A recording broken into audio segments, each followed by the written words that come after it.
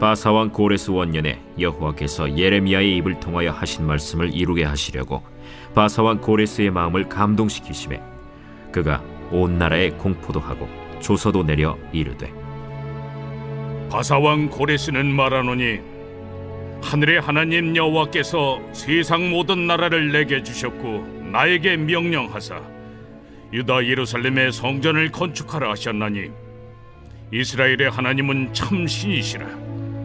너희 중에 그의 백성된 자는 다 유다 예루살렘으로 올라가서 이스라엘의 하나님 여호와의 성전을 건축하라.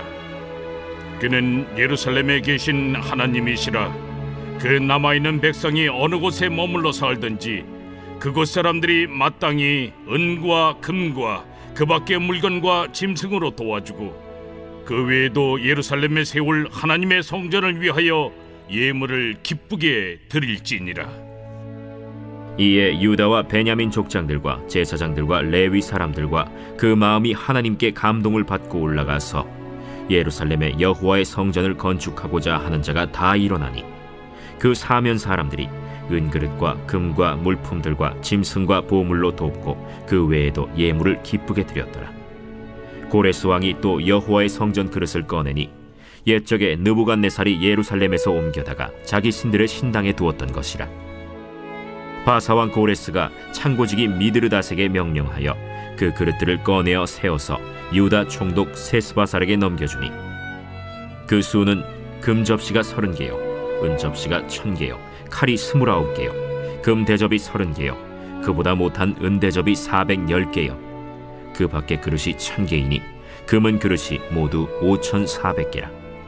사로잡힌 자를 바벨론에서 예루살렘으로 데리고 갈 때 세스바살이 그 그릇들을 다 가지고 갔더라.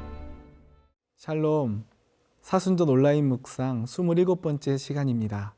오늘도 주님의 크신 은혜가 가득한 하루 되시길 소망합니다. 오늘부터 우리는 에스라서의 말씀을 함께 묵상하게 됩니다. 에스라서의 말씀을 통해 하나님의 놀라운 계획을 발견하는 은혜의 시간이 되길 소망합니다. 우리 함께 먼저 에스라 1장 1절의 말씀을 함께 보겠습니다.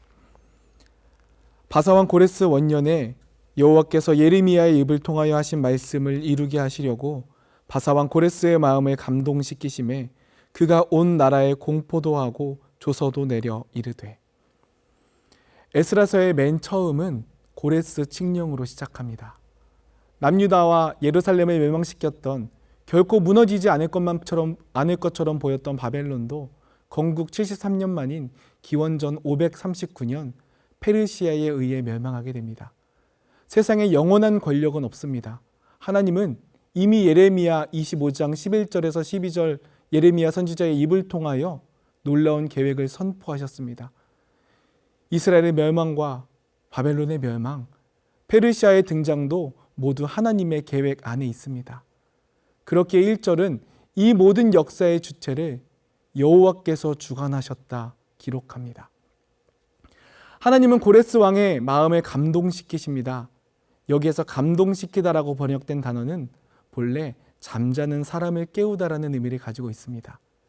하나님은 잠들어 있는 것만 같은 이스라엘의 역사를 깨우십니다. 더 이상은 소망이 없어 죽은 것처럼 보이는 민족에게 하나님은 놀라운 방법으로 그들을 깨우십니다.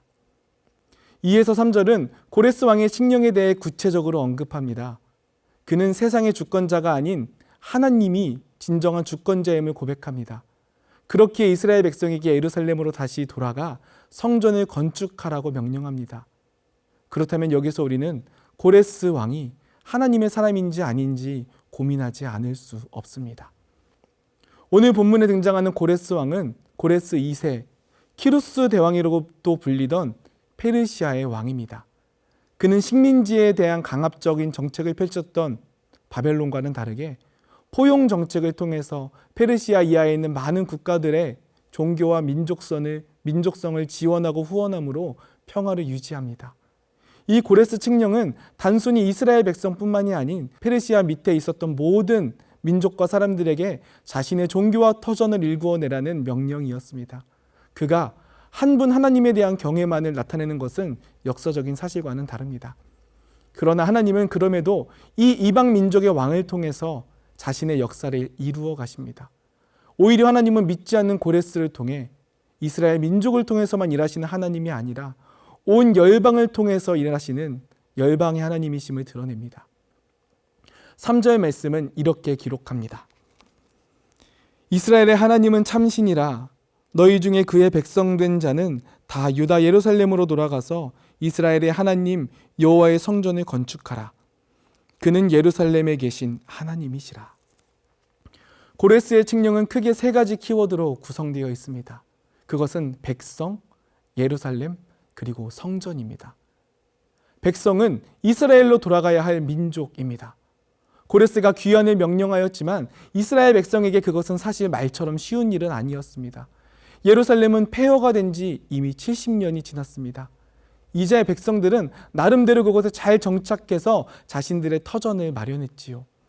예루살렘으로의 귀환은 다시 무너진 터전을 세우라는 것입니다. 폐허가 된 곳에 다시 들어가라는 것입니다. 그렇기에 고레스는 4절에서 그 백성의 정착을 물질적으로 적극적으로 도우라고 명령합니다.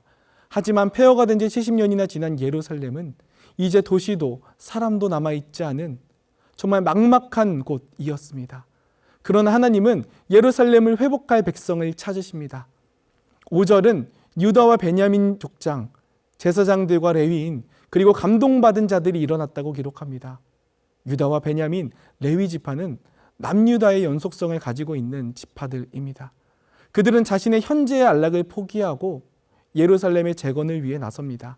그곳에 하나님의 성전이 다시 세워져야 하기 때문입니다. 자신의 안락보다 하나님의 명령에 순종하는 것, 이것이 바로 하나님의 백성임을 보여줍니다. 그렇다면 우리가 오늘 다시 회복해야 할 예루살렘은 무엇입니까?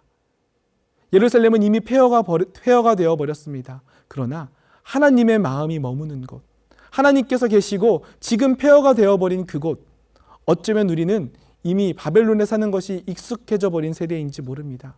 세상은 너무나 편리해졌고 누구도 폐허가 된 곳, 무너진 곳을 다시 일구기보다는 오늘에 안락하게 살아가고 싶기 때문입니다. 그러나 예루살렘은 다른 곳이 아닌 주님의 마음이 있는 곳입니다.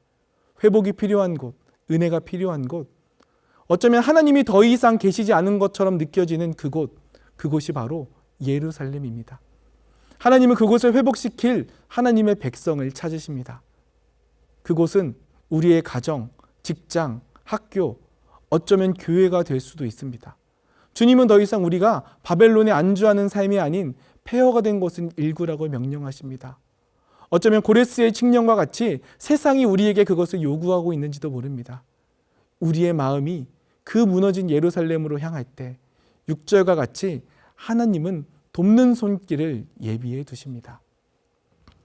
그렇다면 하나님의 백성이 예루살렘에서 해야 할 일은 무엇입니까? 그것은 바로 무너진 성전을 재건하는 것입니다. 7절에서 바벨론의 느부갓네살이 빼앗았던 성전의 기물들을 고레스는 다시 예루살렘에 내어놓으라고 내어줍니다. 하나님은 예루살렘에 다시 하나님을 향한 예배, 경외가 회복되길 원하시기 때문입니다. 우리를 폐허가 된 예루살렘으로 보내시는 까닭은 그곳에 하나님을 향한 예배, 하나님을 향한 경외가 회복되어야 하기 때문입니다. 하나님은 끝까지 포기하지 않으시는 분임이 선포되어야 하기 때문입니다. 사랑하는 여러분, 하나님은 우리가 하나님께 순종하는 하나님의 백성이 되길 원하십니다.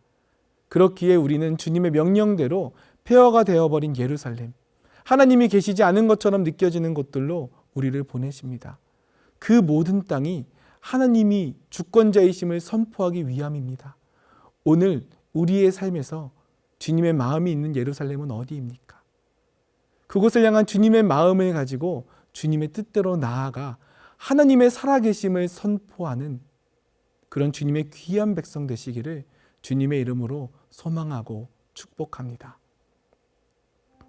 우리 함께 기도하겠습니다. 만유의 통치자이며 주권자가 되시는 하나님 아버지, 무너진 폐허의 새로운 역사를 깨우시는 주님의 권능을 찬양합니다. 이 민족과 온 열방 가운데 주님의 놀라운 권능이 선포되길 원합니다. 우리들을 하나님의 나라의 소유된 백성으로 불러주셨으니 주님의 말씀에 순종하며 예루살렘을 위해 일어나는 거룩한 백성으로 살아가게 하여 주옵소서. 오늘도 세계 각국에 무너져 있는 폐허들이 있습니다. 전쟁 고통 가운데 있는 우크라이나와 러시아, 산불로 고통받고 있는 이재민들과 코로나와 경제적 어려움 가운데 헤어나지 못하는 많은 사람들과 나라들을 긍휼히 여겨주시고 주님의 마음으로 섬기고 도울 수 있는 백성이 되게 하소서. 그래서 절망 가운데 있는 모든 땅들이 하나님의 은혜와 살아계심을 발견하며 부활의 능력을 온전히 체험케 하옵소서. 예수 그리스도의 이름으로 기도드립니다. 아멘.